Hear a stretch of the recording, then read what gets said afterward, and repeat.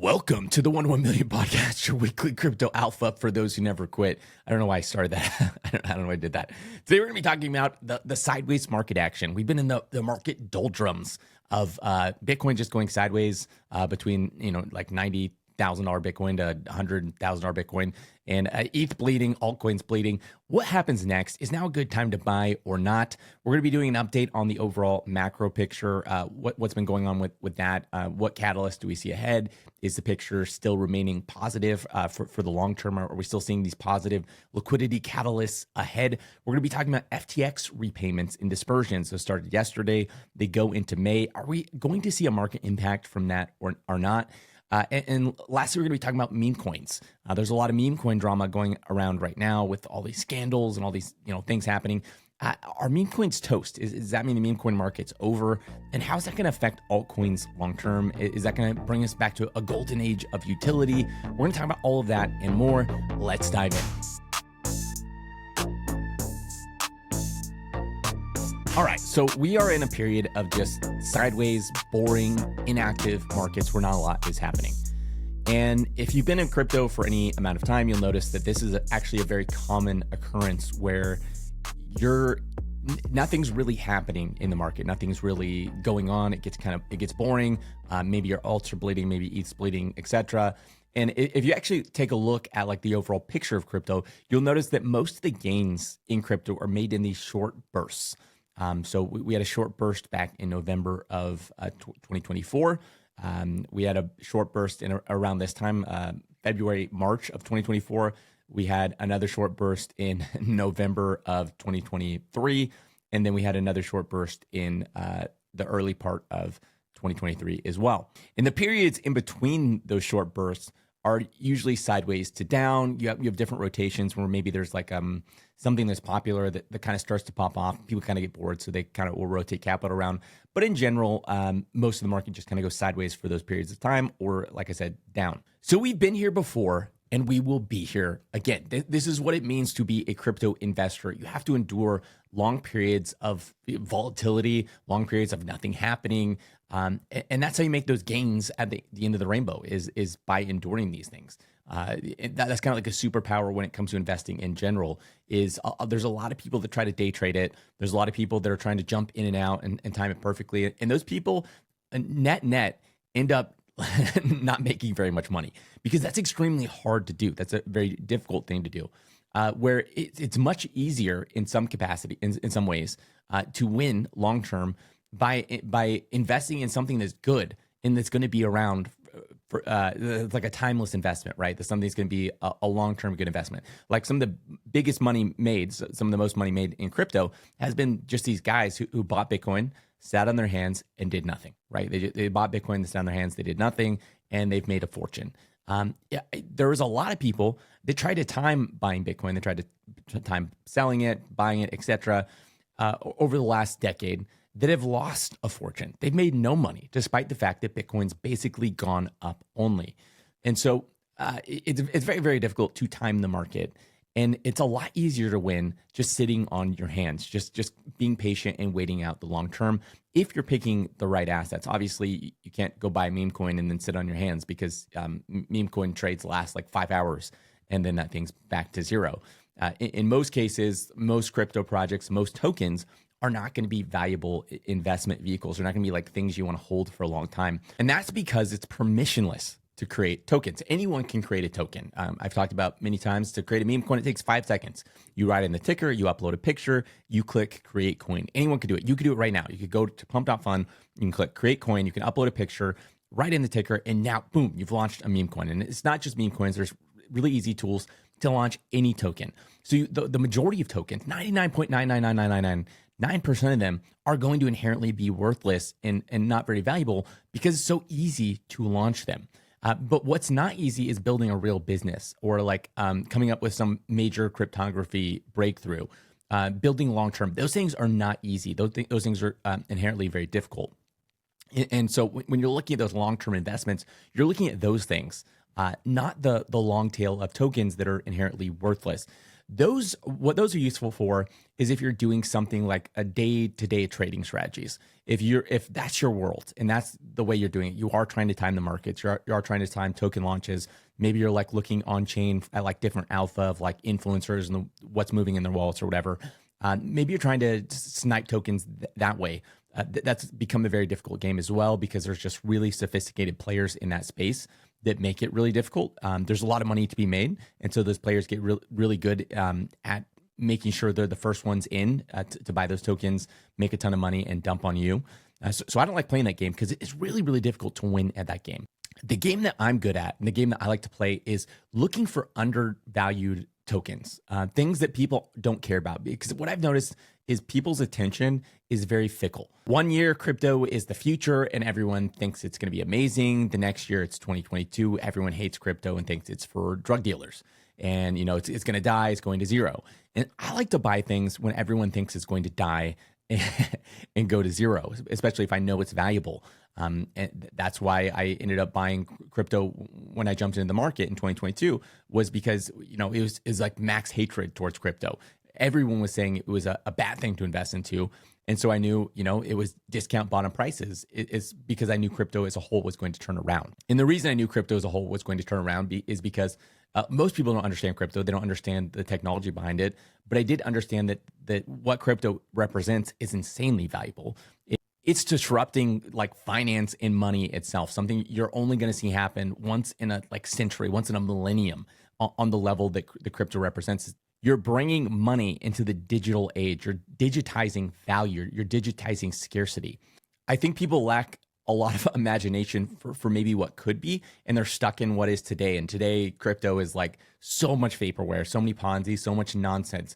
But you've noticed it's a really great, and I pointed out this a lot, you've noticed it's a really great mechanism for raising capital. Even for the most absurdly, ridiculously stupid things, it is insanely good at raising, in some cases, billions, tens of billions of dollars of capital from a global marketplace, and moving that capital around is seamless. And if you understand how traditional finance works, you understand how the banking system works, it does not work like that. It is like very, very old technology, very, very outdated technology. And this represents a massive leap forward that just cannot be ignored. And so when you're talking about crypto in the future, it's not, maybe I'm sure meme coins will exist for forever. But the major use case where trillions and trillions of dollars are going to be being moved around is going to be just tokenizing everything. You'll have tokenized stocks. So it instead of it being restricted to just the US markets, is again a global marketplace anyone could very easily tap into. You'll have various real world assets like gold, real estate, all the things that people kind of already have kind of guessed. Oh, okay, yeah, we could see this stuff getting tokenized. But then you can have all kinds of other stuff that people cannot conceptualize today that wouldn't have been possible in the old financial system, but now are possible in today's with tokenization. And that's things like, imagine I launch a YouTube channel and I'm like, hey, I want to tokenize my YouTube channel. So I need funding to get this thing going. I want to build attention. I want to build hype. I tokenize my YouTube channel. Everyone's got to share in my YouTube channel. And as it grows, you own a portion of that. You own a portion of the revenue forever or something like that. And maybe you get special perks for like meetups and different things like that. Different celebrities like Taylor Swift. Imagine the future Taylor Swift, and she launches, and early on in her music career, maybe there's not a lot of money in streaming, etc., but she feels like she's going to be big, so she tokenizes her self as an artist, right? And so all her future sales, her future growth, etc., a portion of that revenue, a portion of those profits get poured back into maybe buying back and burning some of those tokens. Imagine tokenizing like football teams or basketball teams. You have a team like the LA Lakers that tokenizes, and so now the fans own the team. They like literally profit off of how successful or non-successful that team is. And maybe, you have certain voting rights on who gets to be in charge of like drafting players or what players get drafted, or the color of the jersey. I don't know, like different things like that. And a portion of the revenue goes back into the token. There's just all sorts of models and like weird experiments that could be tried. And the expectation is that most of those things will be tried at some point. Some of them will fail and not work, but others of them might actually be insanely successful. And on a smaller scale, you might have really small businesses like the restaurant in your local town, a new coffee shop in your local town that wants to open up. So it tokenizes itself and raises funds that way. I think a tokenization is just like a different way for capital formation to happen. That has a lot less regulation. that has a lot less overhead. It's a lot easier, and it taps into a lot bigger market share because it's a global market. And obviously, it's early days right now. There's not a ton of liquidity in the crypto space when you look at the overall market as a whole, right? It's a $3 trillion market, but you look at the wider market, it's much, much bigger. But, at one point, the internet was a much smaller source of ad share than cable TV was. And people talked about the day that the internet overtakes, cable TV ad share. And now in hindsight, it seems obvious that we would end up here. But back then, people would debate it back and forth. Like, is the internet going to overtake cable TV? Like, that seems pretty absurd, et cetera, et cetera. And the same things with the traditional markets. Like, right now it might seem absurd to think that one day tokenization will overtake the stock market, but that is how the course of technology adoption works. And I'm not the only one that thinks this. You have like the CEO of the biggest asset manager on the planet, Larry Fink. He says this all the time. And lots of people in traditional Wall Street are starting to wake up to the fact that tokenization is the future. Because even outside the things I just mentioned, like there's all these different things you could tokenize, it gets even more crazy and complex outside of that because you have all these things are programmable, unlike traditional assets. So there's all kinds of weird other things you could do with it that is like hard for you even to conceptualize today because you have smart contracts, you have you're able to program these things to do things like autonomously on their own. And so you can create like these weird hybrid assets and like weird mismatches of these things that like create entirely different investment categories. Again, it's really hard to conceptualize. It's kind of like trying to guess like what the internet would become back in the 90s. But there's so much potential. There's so much potential. So that's a long rant to explain why I knew that the crypto market would eventually come back and it was overblown. And again, the way I knew it was people get really emotional and they have a lot of like recency bias. So if prices have been going down, they just kind of assume prices will always go down. And at the other end of the spectrum, when it's bull market and prices are going up, they kind of just assume prices will always go up. And they're always wrong. They're always wrong. Retail always buys the top and loses all their money, and they always sell the bottom. They're just always wrong. The overall point is it's a lot easier to win in the long term than it is the short term. And you want to try to guess what things will continually, be popular in the future that are popular today. That means looking for projects that are real businesses, that are making money. Or you have a really strong expectation they will make money in the future. Looking for sectors of the crypto market that maybe are undervalued and underappreciated today, but have a lot of potential for growth in the future because of things you understand about them, right? Like I feel like crypto gaming has a ton of potential for growth in the future.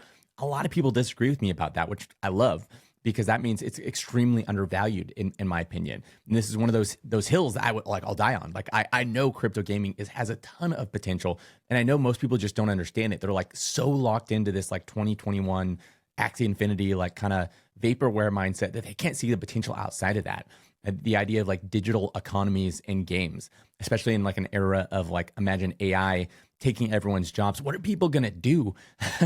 What are they going to do with their time when robots and AI is like doing everything for them? The answer is they're going to do a lot of fun stuff that they couldn't do before. Just like everyone had to farm back in the day. Everyone was like farming and that's all they could do. But as technology advanced and a lot of these jobs got displaced, new jobs opened up to where you could be a YouTuber, you could be a podcaster. Never could have done that before. You can be a movie star or a singer, or all kinds of like weird things, an Uber driver, things that just never would have existed before. You could own a restaurant, stuff like that. Things that like historically you couldn't have done in the same way to the same degree that you can today, because you have a lot more freedom, because the important things that need to get done have gotten automated. They're done via machines and electricity, and there's a lot more efficiency in the market. And so as we get even more efficiency with AI and robotics, that opens us up to do even more like fringe things that maybe don't matter as much, but maybe are more fulfilling in the long run. One of those things is definitely going to be video games and people who professionally play video games. We already have that. But you're going to have digital economies where people like farm these economies and they like live in these economies doing things. The closest representation would be something like EVE Online, if anyone's familiar with that, where people spend millions of dollars on like battles, these space battles and all this kind of stuff to win like dominance in this like completely fake world.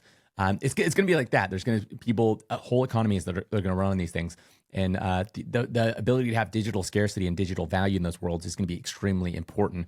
And the ability to trade assets in kind of build a world within a world similar to ours, where there is trade and commerce, is going to be extremely important. The point is that you want to look for things that will have value in the future and try to guess out, try to pick winners based on that before there's hype around it, before everyone's like clamoring to buy those assets. And as a case study, that's exactly what I've done over the past 2 years. So I got in late 2022.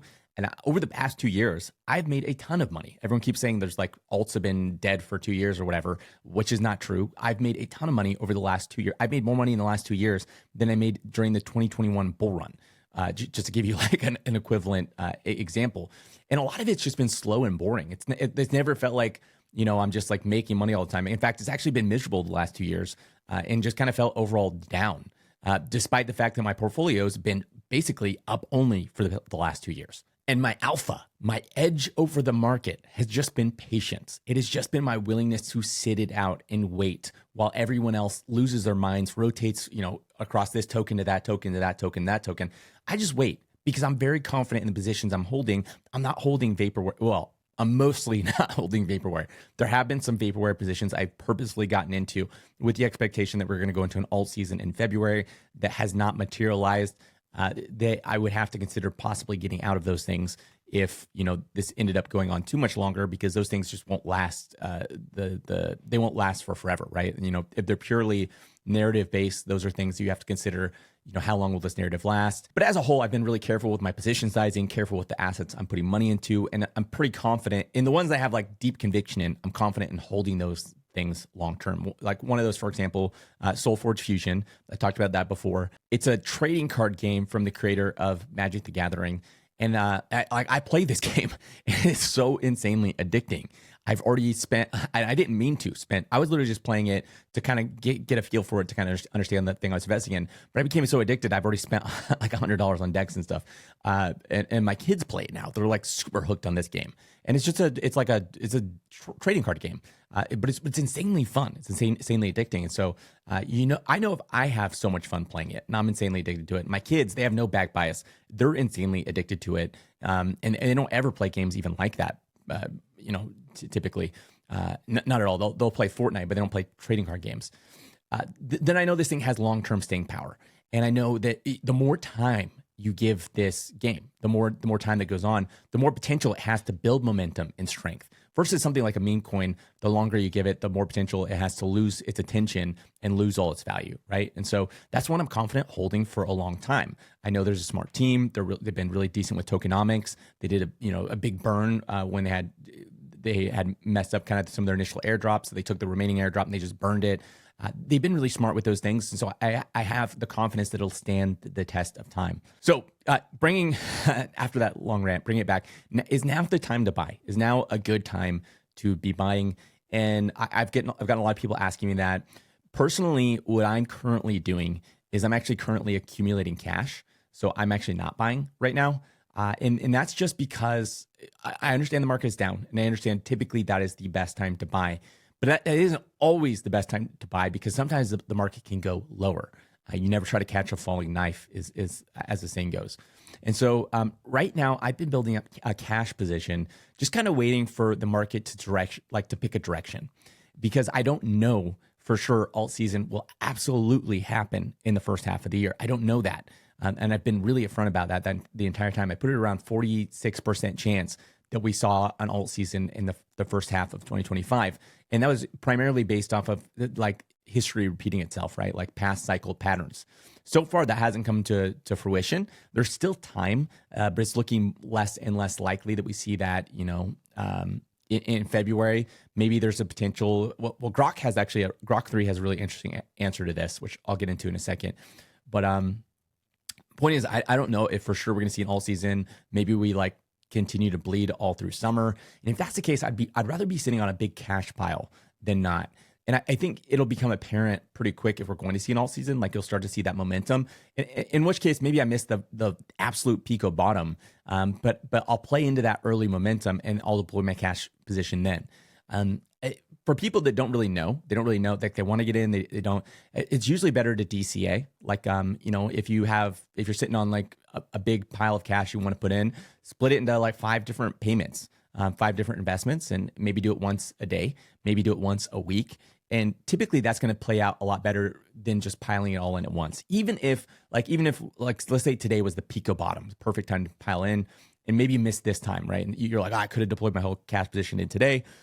I didn't. That sucks. I DCA'd in. You'll make up for it in the future when you go to do this again. Because there'll be inevitably some point in the future where like, I think it's the bottom, and you deploy your whole cash position and it like bleeds 70% lower from there. And you'll be like, well, that sucks. I wish I would have DCA'd in. There are certain times when you could be right, but for the most part, it pays to DCA. And then the roundabout point is that you should be checking your positions you currently hold and make sure you know what you're holding. You have conviction in them. They're not vaporware. Really give it like the taste test and like look through your whole portfolio and be like, why am I holding this? What is this? And can it really stand the test of time? And if it can't, that might be something you might want to consider getting rid of and maybe allocating that capital into something less that can stand the test of time, because you don't know the outcome. And if you don't know what to put it in, throw into Bitcoin. Bitcoin's what, $96,000 today. I feel very, very confident that Bitcoin will be higher than 96,000 at some point in the future. So it's going to be very difficult to lose money doing that. Overall, also, it's really important to emphasize that volatility, like we've been experiencing the last 2 months, is extremely normal for crypto.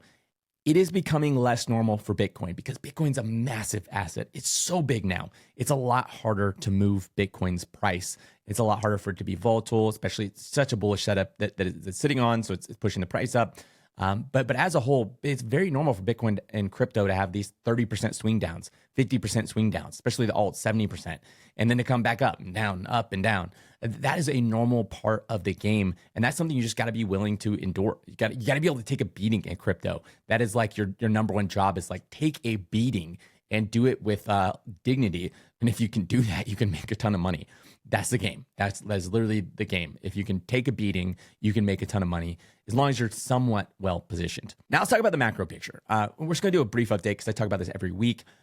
Basically just to say that we're right on track. Okay. Everything that we've been talking about, like global liquidity ticking up, everything's still going that direction. We're still seeing global liquidity tick up. It's just a very, very slow process, but all the right things are happening. All the right dominoes are starting to fall. I don't know how long I don't know if that means, we're going to start to see market action in a month. I don't know if we're going to start to see it in, over summer or later in the year. I don't know. I don't know the answer to that, but I know global liquidity is heading the right direction, and all the catalysts in future dominoes, if you kind of like zoom out and read in between the lines, point at it continuing to head in the right direction. To remind you guys what we're looking at a weaker dollar. So as far as where liquidity is going to come from. So we're not looking at QE. A lot of people are talking about QE.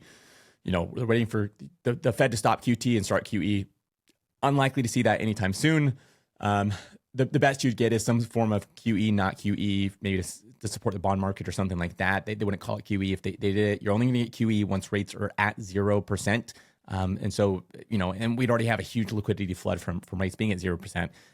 But yeah, that's like a break glass in case of emergency. We're not going to see that anytime soon. But what we are going to see, or what we do have the potential to see could be even more impactful as far as things go, is weaker dollar. So a weakening of the US dollar. A lot of people think that Trump is keeping the dollar strong right now as a bargaining tool, but pretty much everyone wants it weaker, including Trump. Everyone wants to see the dollar weaker. China's waiting for that weaker dollar to really, go into stimulus overdrive. So hopefully, those kind of two go go hand in hand. Rate cuts right now, the Fed's projecting 2. I believe we're going to see more than 2 rate cuts this year because I believe inflation is actually a lot more under control than most people understand. And if you look at a lot of the kind of fringe data and ignore a lot of the noise, it points towards inflation coming under control, just like as it is right now. But if you kind of look outside of that again and read in between the lines, a lot of the things happening right now lead towards lower inflation. We're looking at the 10-year going lower. This is like a big thing Scott Bessent is emphasizing. It's him and Trump want the 10-year lower. There are a lot of ways that they can get that 10-year lower. And one of the things they're currently talking about is the supplementary leverage ratio and adjusting that to allow basically banks to hold more bonds on their balance sheet than they're able to today because of that ratio. The ratio was put into place in 2008 or after the 2008 financial crisis, basically to make sure banks didn't have the same issues in the future. But they've talked about maybe lessening that. Maybe it's a little bit too extreme, lessening that so that banks can hold more bonds. They could be bigger buyers of the government's debt. and that would push down the 10-year price. That would allow more lending, more money creation. That would introduce more liquidity into the economy as well. Overall, no big updates this week on macro, but just to say that it's continuing in the right direction, and it's one of those things where you just got to wait for time to pass and kind of to see how it plays out. Now, I did want to read something. So Grok 3 dropped this week. If you guys kind of don't know some of the backstory on Grok 3, Grok is the AI model on X. So Grok 2 was what they were using. Grok 3 is their brand new model. Some of the backstory is like ChatGPT was 4, I believe, was trained on like 10,000 GPUs. And the way they train GPU, I'm not like an AI expert or anything. I've only heard this from podcasts and different things like that. But basically, it's very difficult to chain more than the understanding was it was very difficult to chain more than like 10,000 to 20,000 GPUs together because there's like latency issues. And because of that, like you can't actually utilize more than that for training. What was the understanding, like the understanding the AI space? And that was kind of like this capacity for the space. And Elon came in with his like team of like giga engineers, and within like a day, built this like supercomputer facility with 100,000 GPUs and no latency issues. And you had Jensen, the CEO of NVIDIA, go on like a couple different podcasts, and he was just like mind blown that Elon was able to pull this off. Especially in just like a day, he was like just in awe of the fact that he was able to pull this off. And he says it changes everything. Okay, so that's kind of some of the backstory. And actually, they later doubled it to 200,000 GPUs. So they built this supercomputer, 200,000 GPUs. Before, again, the understanding of like the limitations was like 10,000, 20,000. Elon came out, built a 200,000 GPU supercomputer, and then trained Grok 3 using those 200,000 GPUs. That's my understanding. Maybe I'm missing some details from there. A lot of this is from podcasts. I'm not an AI expert by any means, but it's currently considered maybe the single most powerful AI model on the planet for those reasons. And it seems to be doing well on a lot of these tests. We'll see how that kind of stacks up over time. But kind of being excited by these details, I wanted to see kind of his thoughts on Altseason. One thing that's like without a doubt is that Grok, even Grok 2, is insanely good at getting up-to-date data because its data is sourced from X. So you have like the best data on the world on X, and then it's sourcing its data from there. So even when I wanted to use like ChatGPT versus Grok, if I needed like up-to-date, real-time, hyper-accurate data, there was like maybe news or things happening with macro, et cetera, I would always go to Grok because it was just, it's so much better at that one detail because of its data source being X. And so I asked about Altseason and basically like when it expected Altseason to happen. And one thing I learned, I think this is from a podcast too, maybe it was an X post, is that like one of the ways you can get hyper accurate answers with an AI is by prompting it over and over and over and over again to basically relook at its own conclusion and asking it questions about the conclusion, or like adding like creative angles or different ways to look at it. For whatever reason, that distills down its answer and its thought process a lot better because you're like kind of refining it out. So I spent probably an hour making it like reprompt this over and over and over again, like kind of revisit its data, revisit its conclusion, feeding in more like, well, what about this macro thing? What about this? Is this a possibility? Have you thought about this? Can you just check yourself for errors? And I did this for like an hour, okay, just to see what it would come up with. I play around with these things a lot. And this is what it came up with. This is its prediction for when we'd see an Altseason based on all the data, looking at all the macro angles, looking at all the posts across X on Altseason, looking at all the like different crypto patterns, historical patterns, everything like that. I wouldn't give it a huge amount of weight, okay, because it's just AI. And I built it up a lot, but I still wouldn't give it a huge amount of weight, but it is like an interesting kind of fun prediction. So what it says is final refined prediction. This is after an hour of me reprompting it, most powerful AI in the world. It says Q2 2025, April through June, Bitcoin 120K to 130K, May ETH 4,000 to 5,000, June mini alt season. 60% chance. Okay, so that's like its start of it. Okay, June mini alt season is a pretty bold call there. And I prompted it a couple times. I was like, what about historical summer patterns? Crypto usually sells off summer, and then it's like you're right. And it kept looking and looking, but this is the conclusion it came to. Q3, Q4, 2025, July through December. Bitcoin 130K to 170K. August through October, ETH 7,800 through to 15,000. September to November, main alt season starts Q3, 70% chance, peaks Q4, 60% chance with October's lift. Then it says Q1 2026, January through March, Bitcoin 150K to 200K, ETH 15,000 to 20,000. Dang. Potential late surge 40% is giving this a 40% chance. So if Q3 dip delays or cycle extends.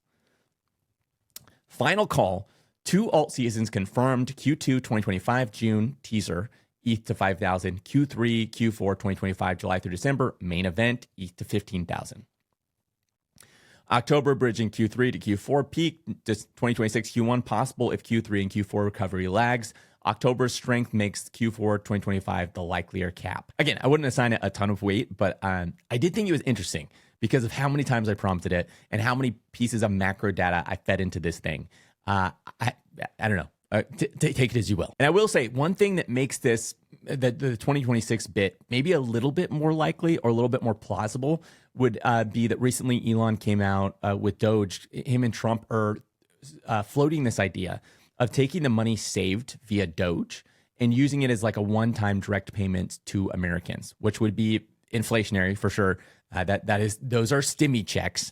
But I think the idea is that it gets the public behind Doge, like wanting to cut more and more government waste, and that it's like a okay cost to pay, given that maybe we have a little bit of inflation. We're sending out basically what we're saving to Americans, but it gets them on board with cutting government waste. In the long term, there'll be more benefits than costs as far as that goes. But if we did get that, if we got $5,000 checks to every to 79 million Americans, is what they're saying. Then absolutely we would get some sort of crazy crypto run up in early 2026 if that happened. Now, okay, circling back around to what's happening today, we have FTX repayments. Those started yesterday. I'm recording this on Wednesday. You're watching this on Thursday, the day after I record it. FTX repayments started yesterday. They go into March. Should we expect a market move from this? And to which the answer is obviously nobody knows. Nobody knows if we will, but it's definitely a catalyst to watch, right? That's I think it's right, like $10 billion worth of payments that are going out to people. These are crypto investors, but some of them might not have been even paying attention to crypto since last cycle. Are they going to invest it? There's certainly some people that won't. They'll just be glad to have their money back with interest. There's actually a little bit of interest being paid, although it's not as much money as they'd have had they invested in crypto. But I think there are some people who sat on the sidelines having to watch the prices of everything go up, and they've been waiting for this money to invest. So I think you are definitely going to get some people who invest that money into something, into alts or I don't know, something, Bitcoin maybe. So maybe we see some sort of action from it. It's too soon to say. Some people are saying like literally today, they're like, oh, it's a fail. Nothing happened. I'm like, dude, it's been 24 hours. They just started yesterday. Give it some time. Like just because they started doesn't mean maybe people are getting emails to like claim it and they don't even see those emails till today. And then they claim it tomorrow. Like, you don't know exactly how it's going to play out. Lastly, let's dive into the meme coin drama and kind of what it means for alts and like utility tokens. Right now, there's a lot of drama going over the Libra token, a lot of Dave Portnoy's tokens. A lot of the scams. Meme coins have become like a very sophisticated way to just extract tons of money from retail. And there's a lot of scamming going on in meme coins. CoffeeZilla is back in crypto because meme coins have invited him back because there's just the nonsense happening. And this has been happening for a long time. The thing about meme coins is they're all based on attention. They're all based on these weird things that are really easy to fake. So you have a lot of sophisticated market makers. You have a lot of influencer cabals that come in. They all get in early. They pump these things up and then they dump on retail. They rinse and they repeat. I've been saying this for a year. People are like finally catching on that this is exactly how the meme coin's been working. They aren't this like pristine asset where it's like fair to the community, etc. They're a fully gamed asset. They're far worse than anything else you could imagine. The only way to play the meme coin market is either you get insanely lucky. Again, most people lose money investing in meme coins, or you're playing it outside of just investing. Like you got to have some sort of weird, sophisticated strategy. Like you're watching influencer wallets or something. I have a couple guys in my community. They're doing stuff like that. They make a ton of money doing it. But they're not just investing in meme coins blindly. Doing that is just a great way to get your money taken by these like horrible people, these like bad actors who are literally running sophisticated schemes for that very purpose. But yeah, the wider market is finally catching on to this. They're finally being like, oh my gosh, meme coins are a giant scam. Does that mean meme coins die? The answer is very much probably no. Meme coins will probably be around for all time because you've opened Pandora's box and there's going to always be around. But I think they've lost a lot of their steam and their energy, especially when you have like Trump's token launching and it's just like dying, a couple days later. Libra's like hours later dying. Dave Portnoy's tokens hours later. Like they don't have any strength left. Like this game has just been milked dry. And so I'm hopeful that could lead to a rotation back to utility, to alts, because alts don't have that same problem. And the reason is because, again, it's hard to build a real business. These things actually have inherent value behind them. Some of these tokens are making millions, hundreds of millions, and billions of dollars in revenue yearly. There's things like GeoNet where it takes literally 100. GeoNet does 100% of its revenue. It's only like $3 million a year, but GeoNet's also a really small token. 100% of its revenue goes to buy back its own token. 80% of that gets burned. 20% of that goes to the treasury of the actual company. Now, I wish more tokens were like that. I wish all good tokens did buybacks and burns with the revenue. That is how it should be. And I think we're finally heading that. Now we don't have like a hostile SEC choking the life out of any utility in the space. You're going to see more tokens taking bold experiments, taking bold stances like that, where they're actually doing things with their tokens and providing value back to the community without fear of getting labeled a security. So I'm really hopeful that we're about to see a rotation in mindshare back to alts, and then soon, hopefully really soon, an alt season, according to Grok. keep a lookout a little bit later in the spring, early summer. Zooming out, big picture, the crypto markets are going to $100 trillion, and that's not just because like meme coins and all this nonsense, but that's because every asset on the planet is going to get tokenized. All kinds of new assets are going to get tokenized, and this space is going to be wildly bigger over the next decade. Do not underestimate what can happen. This is not a hard game to win. You got to pick the right horses, the horses that have staying power, stick it out, be patient. That is how you win in the long run. As always, none of this is investment advice. None of this is me telling you to do anything with your money. Crypto is risky, investing is risky, and you should always do your own research. And remember, average investors don't make millions investing in the crypto space. Only the outliers do.